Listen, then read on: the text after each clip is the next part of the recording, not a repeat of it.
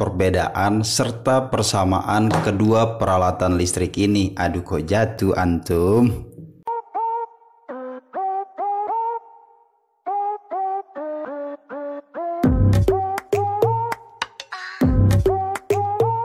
Selamat datang di Trikal. Kesempatan kali ini kita akan coba memahami perbedaan serta persamaan kedua peralatan listrik ini. Kedua tombol ini seringkali digunakan pada sistem kontrol dan pemasangannya itu biasanya dipasang pada panel listrik. Dan ini tergantung kemudahan misalnya untuk sistem kontrol untuk mengaksesnya. Kita mulai dari persamaan kedua tombol ini. Nah, jika diperhatikan secara saksama, menurut saya ada beberapa perbedaan ataupun persamaan pada tombol ini. Pada dasarnya, logika yang ada pada kedua tombol ini itu sama. Artinya, kita dapat menghubungkan atau memutuskan aliran listrik dari sumber input listrik ke output listrik. Yang kedua, persamaannya adalah logika. Logika pada peralatan listrik secara umum itu hanya 1 dan 0. 1 artinya terhubung, 0 artinya terputus. Dan persamaan ketiga secara umum untuk selektor switch dan emergency stop ini digunakan untuk listrik bertegangan AC dan jarang sekali digunakan untuk tegangan DC. Kemudian untuk perbedaan, pada dasarnya ada beberapa perbedaan yang dapat kita nilai pada kedua tombol ini. Perbedaan pertama, kita coba perhatikan pada selektor switch. Selektor switch yang saya gunakan kali ini yaitu selektor produk dari Port. Karena banyak juga produsen-produsen lain yang memproduksi selektor switch, push button, emergency stop, dan berbagai switching pada kelistrikan. Jadi selektor switch ini kita operasikan dengan cara memutar. Jika posisi selektor switch ini lurus, artinya terminal input dan output ini tidak ada yang terhubung. Logika selektor switch yang kita gunakan kali ini yaitu logika 101.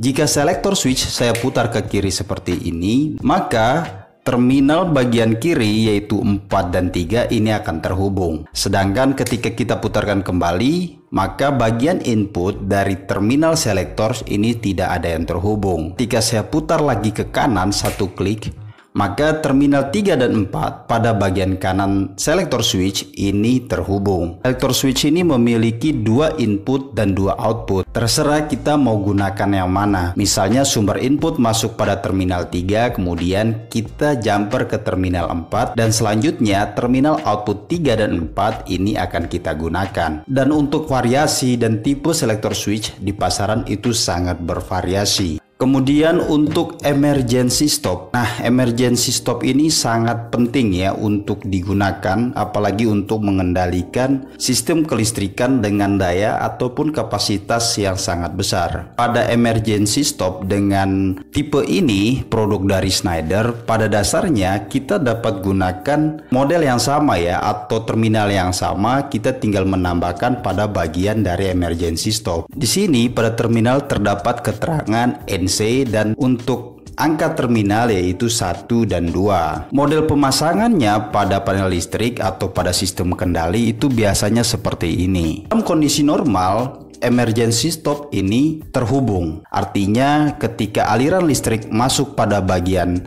terminal 2 ataupun 1, dengan model kepala emergency stop seperti ini, kita dapat mengaksesnya lebih mudah. Kita dapat menekannya jika terjadi sesuatu pada sistem, kita hanya menekannya seperti ini. Ketika seperti ini, maka terminal ini akan berubah. Yang tadinya NC berubah menjadi NO, maka aliran listrik yang mengalir dari sumber ke beban itu akan terputus. Untuk mengembalikan status terminal yang NC ini caranya cukup mudah. Kita hanya menekannya seperti ini. Posisi ini akan kembali naik, artinya terminal ini akan terhubung kembali. Yang membedakannya adalah cara menggunakannya. Selektor switch kita memutar tuasnya, sedangkan emergency stop kita menekannya. Jika ada trouble, kita tinggal menekannya seperti ini. Sedangkan ketika ada perubahan aliran listrik yang akan kita gunakan pada sebuah kontrol, selektor switch kita memutarnya seperti ini. Jika ada tambahan, baik itu tentang persamaan dan perbedaan antara kedua peralatan listrik ini, kalian bisa tuliskan di kolom komentar. Semoga video ini bermanfaat. Jika ada saran ataupun pertanyaan, tinggalkan pesan pada kolom komentar. Untuk seluruh barang ataupun peralatan yang saya review dan membuat tutorialnya, link pembelian kalian bisa cek di kolom deskripsi tiap video. Dukung channel ini agar terus berkarya dan berkembang dengan cara subscribe, like, dan share. Sampai jumpa di video selanjutnya. Terima kasih.